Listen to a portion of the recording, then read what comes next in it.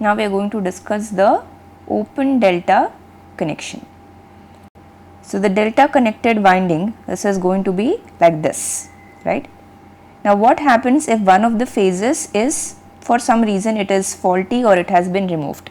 Then what is going to happen? We are still going to get 3-phase output even if one of the phases is removed. That is the significance of the open delta connection. This is the normal delta-delta transformer. Now what will happen if one of the phases is removed? This phase cannot get excited, right? Because it is going to get induced voltage if this is excited. If there is no if there is no winding here, then this will also not have any, it will not deliver any voltage. So this will be the open delta connection. So it is shaped in the form of V. So sometimes it is also called as the V connected transformer. If you take these lines as A, B, C, and on the other side you have A, B and C. Now this supply, this input you are getting, this is a normal 3-phase balanced supply. So what will be the voltage across this winding? It is going to be VAB, and across this winding is going to be VCA. And what about the voltage between the terminals B and C? Even if there is no winding here, you can still find out the voltage between the terminals B and C, right? So if you take this terminal as positive and this is VBC, this is negative. So VBC is going to be minus of VAB and VCA, right? That means VBC is equal to minus of VAB plus VCA. If you are applying the KVL, you are encountering the negative sign first. Now how can you represent VAB? So if you take the magnitude as V and the angle as 0 degrees, then VCA is going to be V angle 120 degrees. This if you calculate, you are going to get V angle minus 120 degrees. So you can see that VAB, VBC and VCA, they will still form a balanced 3-phase supply. It is having the same magnitude and they are all each 120 degrees out of phase. And now the same voltages are going to be induced here. So here this is wrong representation, right? This is going to be the B terminal. This is going to be B and this is going to be C. So now you have voltages VAB here and this is going to be VBC and this is going to be VCA. You can mark the dot convention as well. Here there will be one dot, here there is one dot, here there is the dot and here there is the dot.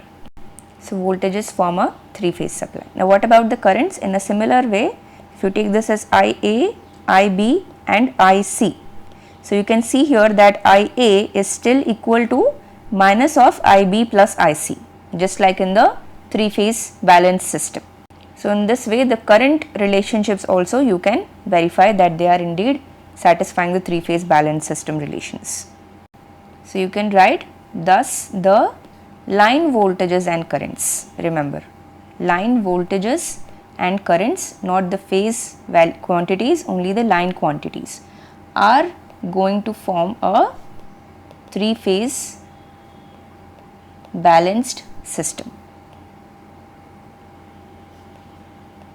even if one of the windings is absent. Even if one winding is absent. This is the open delta connection. So one thing that you have to note here is these all form a 3-phase system, that is well and good, but the magnitude that is going to be present, this is going to be different from the original magnitude. So the power is going to differ. Now the total power cannot be delivered, only some part of the power can be delivered. So what is that amount of power? Power delivered in open delta connection. So in order to find this, we will first consider a normal delta-delta transformer. So here we have terminals A, B and C, and here we have A, B and C. The dot also you can take, right? This is the dot convention. Now the output line currents, if you take as IA, IB and IC, they are all going to form a 3-phase system. So we will first draw with IA as the reference. So this is IB and IC. Now what about the phase currents? If this current is IAB, this is going to be IBC and this is going to be ICA. Now if you represent the phase currents in the phasor diagram, this is IA plus of minus IB, this is IB, and here you are going to get minus IB.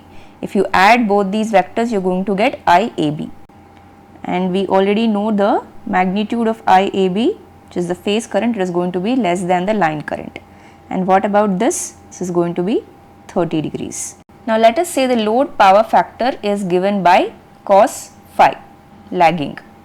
Then it means that the phase voltage is going to lead the current by 5 degrees, or you can say current will lag by 5 degrees.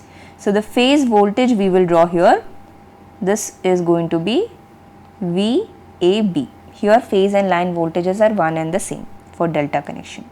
So this is phi. Now here note that the phase difference between the voltage and the line current, it is going to be phi plus 30. Now similarly you can draw the other voltages. The phase relationship is phi plus 30, and this is also going to be phi plus 30. So this is VBC and this is VCA. Now what is the power that is delivered here? P of delta delta transformer is 3 times V phase I phase cos phi. Now we will see the delta connection. Here we have removed the BC winding. Now if you consider the phasor diagram, the currents, the line currents IA, IB and IC, they are going to remain as it is, the phase relationship, okay, and the voltages as well. So what was the phase difference between the voltages and the currents? We saw that it was phi plus 30, okay. So now this is VAB, and here you are going to have VBC, and here you are going to have VCA. So each of this is phi plus 30, and similarly this is phi plus 30. Now what will be the power in the VV connection?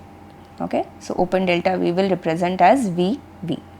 So this is going to be, this is one transformer, this is the other transformer. So the voltage and the current across it into the cos of angle between those voltage and current.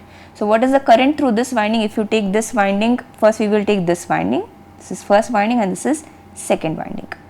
So what will be the power delivered by the first winding? This is the magnitude of current IAB into the voltages VAB, and now what is the phase between IAB and VAB? So you can see that IAB is nothing but simply minus of IB. So you can represent this in the phasor diagram. This is going to be minus IB, which is IAB. Now what is the phase between this voltage VAB and IAB? So this is angle 180 degrees, this is 120, so what is this angle? It is going to be 60.